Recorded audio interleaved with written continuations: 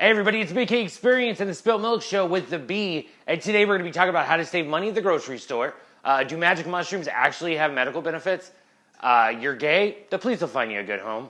And ferrets make a great weapon, all coming up.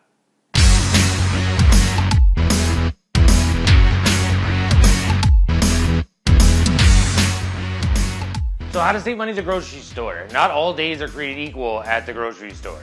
So midweek is prime time to hit the store because it'll be less crowded and you'll score better deals than on other days. And Wednesday ranks as the single best day to save money on groceries. That's when most stores start their weekly coupon programs and discounts. So you're gonna wanna get there on a Wednesday, obviously. I don't know if you've ever noticed, but that thing comes in the paper on Tuesday, or it's always in like the drop boxes and stuff on a Tuesday. So that's how you save the most money, says Kumiko Love, founder of thebudgetmom.com. Plus, if you have leftover coupons from the prior week, Wednesday is usually the last day most stores will honor them. So if you have those coupons, then you're going to want to, of course, use them on a Wednesday, meaning you could end up with double the savings. Regardless of the day, try to arrive about an hour after opening.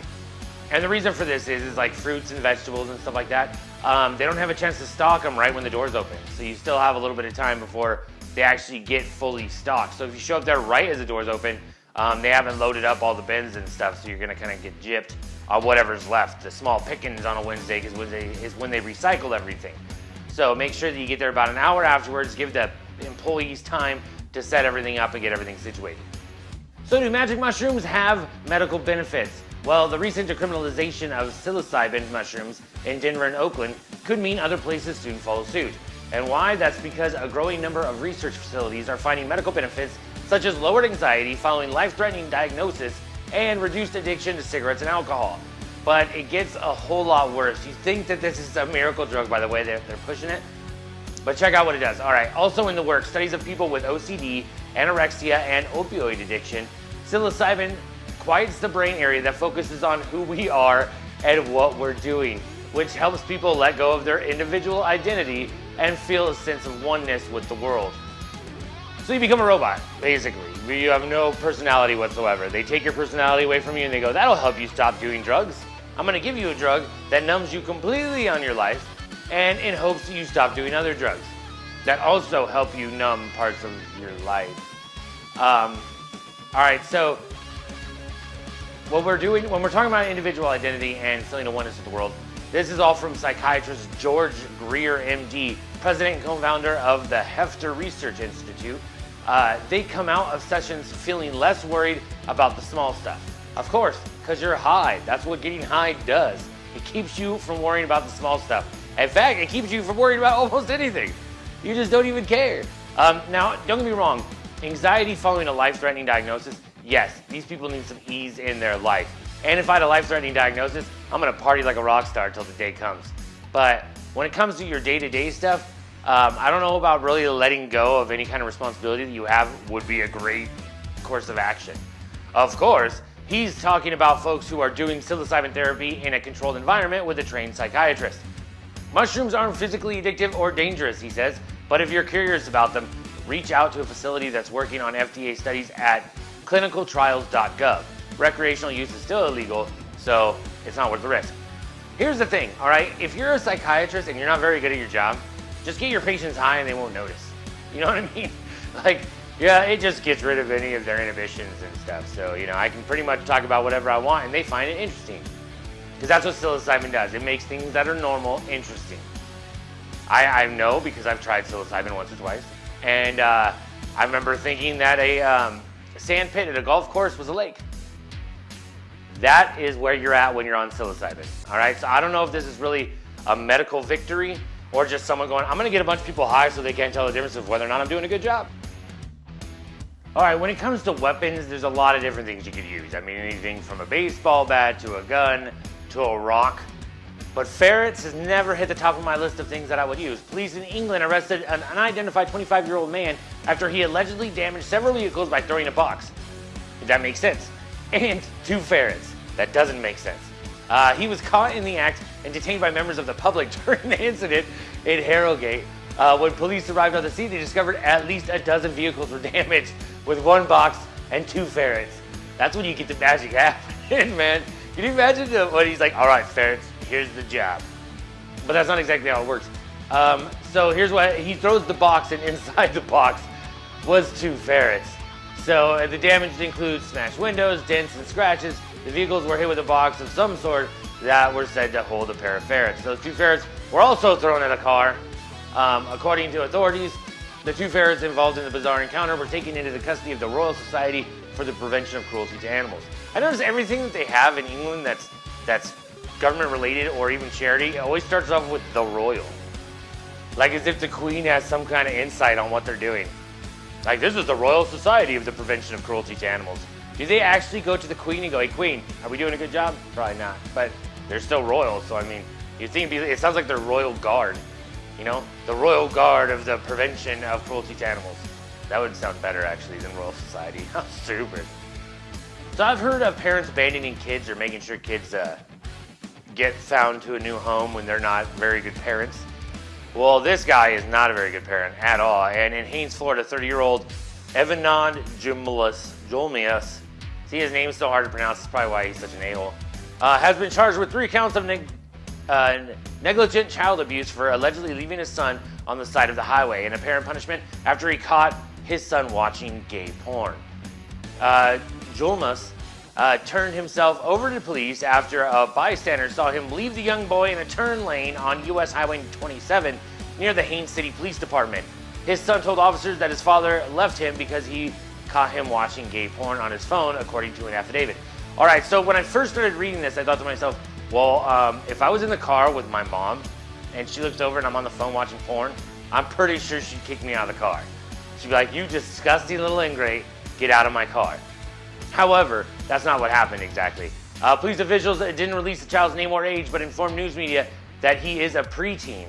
Julmus reportedly forced the young boy to pack a bag and alerted him he was taking him to the police station, allegedly saying, the police will find you a new home.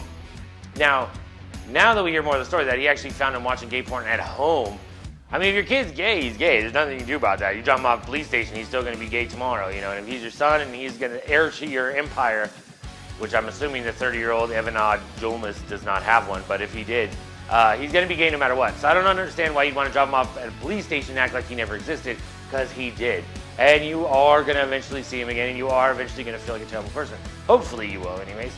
But he left his son on the side of the road without a cell phone, food, water, or money before returning home. Here's the great part, all right? While his dad is a total a-hole, once Julmus arrived back home without the boy, the mother of the child repeatedly asked where her son was. He admitted to her he left him outside of the police station before the mother left the house to find him. So the mom obviously is like, you're an a-hole, I'm leaving. I'm gonna go find my kid. So you know he has one good parent. The other parent though, that guy's a loser, man. Can you imagine ditching your kid on the side of the road just because you saw him watching gay porn? I mean, what does that have to do with anything? He's still gonna be an upstanding citizen, hopefully, and maybe not after this though. You did not help his quality of life at all by leaving him without a cell phone, money, food, or water, or anything for that matter. I mean, what kind of a monster are you?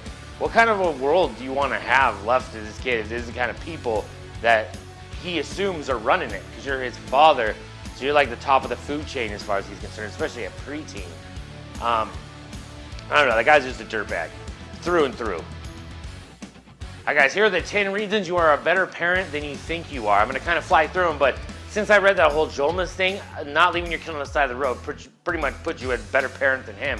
However, if you think you're a bad parent, because like sometimes you have your parents as you get older where they go, man, I wish I would have done this with you. I wish I would have done that with you. I wish we could have, just been better parents, period. But it's not true, because if you turned out as a good person and, you're living your life in a good way, then you had good parents for the most part. Or you're just really cool because you had to fight the good fight through them. But here you go, top 10 reasons you're a good parent. You are the best mommy or daddy in the world for your child. Regardless of what the experts or anyone else says, in your child's eyes, you are their one and only. If you can live up to that kind of love and acceptance, you'll be happier for it. So once you realize your kid does love you no matter what, and does not want to live without you, you're a good parent, right? So you gotta live within those means of being a good parent and wanting to be loved. You trust your gut. Most of us try not to get too worried or upset by the proliferation of news stories about lead poison toys or tragic stories of kidnapped children, but it's not very easy. When push comes to shove, your gut can be your guide. If you feel more than a tingle of doubt, you'll do the right thing by your child. You're wired that way. So, you didn't let your kid suck on lead today? Well done. Look at you go. You give the best love you know how to give. Love isn't perfect or always kind, but you want to be a good parent, and you try every day to be the best parent you know how to be. I know my dad was a very mean person, but yeah, I always had a house, I always had clothes, I always had food, and he didn't beat on me. So I mean, he might have called me names every once in a while, but I mean, for the most part, he's a good guy as far as being a dad goes. For me, my brother and sister are a little different, but for me, it was a nice household. You feed them every day, so that's a win. I mean, and some days you might not be able to. I mean, there's parents out there that are struggling really bad, maybe lost their jobs. That's why food stamps are so important, and WIC is so important. You know, there's a 40% chance, higher chance of a kid surviving in a low-income household because of WIC. Surviving in the United States. For the fact that we even have to have a study on that, 40% higher chance of surviving, why would you ever get rid of WIC or food stamps? That's insulting. It's insulting to think we can spend money on missiles, but we can't spend money to feed kids. How embarrassing. You smile at them, beam even, and they make you proud. I remember I used to smile at Lily, and I remember one time she started going like this with her eyes, and I was like, stop doing that, because she always just crossed her eyes, and it drives me insane. It drove me insane. I couldn't help it. But she's all, I'm doing like the princess, and she's batting her eyelashes, and I just could not stop smiling at her. I thought that was the cutest thing I'd ever heard in my life. You teach them about wonderful things. You fill their head with the wishes of childhood. Santa Claus, the Tooth Fairy, all that kind of good stuff. You remind them that those people are out and about and are going to bring them wonderful things. And you allow those characters in your life, and it just makes for a better childhood, I think. You comfort them when they're scared. That's right. Monsters, bad dreams, and things that go bump in the night hold no power over the comfort of your arms and your murmured reassurance. That's true. It's true. You want your child to be happy. Almost more than anything else, you want to see evidence that your child is happy. So that also makes you a good parent when you get them that extra special toy, maybe that piece of candy in the store, or you sit and watch their favorite cartoon with them. You want them to be happy, you want them to feel good, and that makes you an awesome parent.